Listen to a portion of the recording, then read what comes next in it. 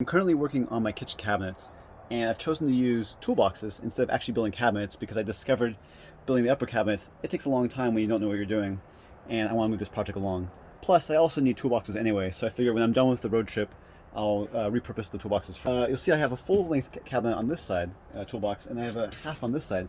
And one thing about the smaller half-stack ones is that they aren't as deep. And so I had this issue where there's this gap behind there. And if I have a tabletop, it's not really a way I can use it in this configuration.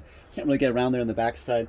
And so I thought, oh man, I'm gonna lose all this space. And then it occurred to me, on my old stove setup, I had all my oils and vinegars and sauces off to one side, and it'd be a perfect place to have a cavity that goes down where I can put things like my olive oil, and they can sit on the back side there along that channel. One interesting thing about this setup is it appears that this is kind of attached maybe on a board or something, or it's not. It's actually just attached on the side here. It's cantilevered out. It is not attached to the bed. And then it's also attached to a little armature. But the reason why I did it is because the fridge is on 500-pound drawer sliders, and it doesn't. But this slides out, and so this opens from the top, right? You can see this perfect clearance, not hitting the bed, right? But also this is going to double, aside from being the fridge, it doubles as a chair. Our template here, right, we have the cutout for the stove, and there's a little bit of a gap which allows for this pipe that sticks out here, unfortunately, on that side. And it's unfortunate because that means, since it's over here, and I want that side where the gap is, I have to put the knobs on the right. And that means the knobs on the right means the stove is more on the left. More on the left means it's closer to the bed, which is kind of unfortunate, but that's how it goes. A tray here that will recess into the bottom of the countertop, and this will have a LED strip, both a red and a white. So again, viewing from the side now, the fridge, you can see, comes out, and then the box sits above there, and there's this cavity behind there. So gas line comes out right there, and the line will come out towards you. And then the cable for the power will kind of mount here, I think, something like that. And there'll be some sort of take up in the back where the slack will sit back there. And one thing to note is that the only thing that's actually attached here to the van is this bar up here. This vertical member and these horizontal things you see are not attached to anything other than themselves. And the reason why I did this is because one rule I have is I'm not going to put any screws into the floor, any bolts, anything, because the floor I want to have it pristine when I take everything out. So that meant that to make this whole drawer not want to fall downwards and scrape the floor, to be strong enough to stay up, I had to make this thing push down, right? And it pushes down this vertical member.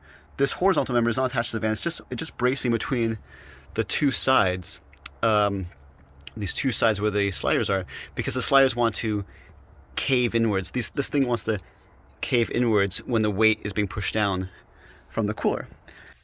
I finished installing my fridge drawer, and one thing I noticed is when it closes, it's kind of loud.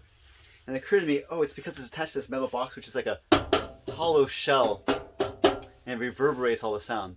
Well, it occurred to me that I applied this sound deadening material all around the body of my car. Why not apply it to the inside of this toolbox too, to help take up some of those vibrations and dampen the sound?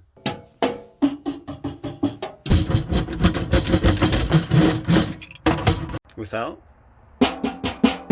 with,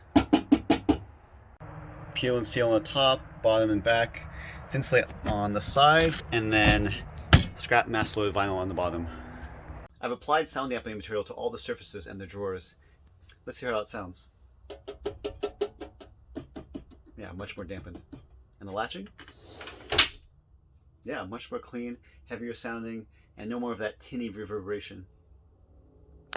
I've decided for now I'm going to hold off on the slot for the olive oils and vinegars because of oil splatter and because things might fall in there. It might become more of a nuisance than a benefit. But then I also thought to myself, I have this blender I always want to use, but it's big and bulky, and I don't want to have to constantly take it out and put it away. And I wondered, could I take it apart and mount the motor underneath the countertop and then just have the shoe on the surface? And I was much to my surprise, I found that the motor is actually just a fraction of the size of the actual base. If I surface mount the blender, there'll still be space to put the motor, which will pinch between the countertop. But also there's a circuit board that is attached to it that controls the power, and there's actually space because of the stove between the countertop and the the red box there, which means I can put the circuit board there and punch a hole through for the knob, still leaving space for the spatulas. And so the question is, should I do it?